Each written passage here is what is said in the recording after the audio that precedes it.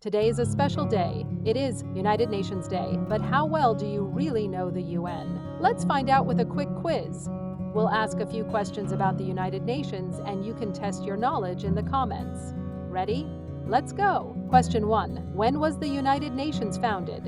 A. 1918, B. 1939, 1945. Take a guess. The correct answer is 1945. After the devastation of World War II, 51 nations came together to form the United Nations, with a mission to prevent future wars and promote peace. Question 2. How many countries are members of the United Nations today? A. 120, B. 193, C. 210. What do you think? If you guessed 193, you're right. Today, nearly every country in the world is part of the UN, working together to tackle global challenges. Question 3. Which of these is one of the main goals of the United Nations? To land a human on Mars, to promote human rights, to create one global government? The answer is B. To promote human rights.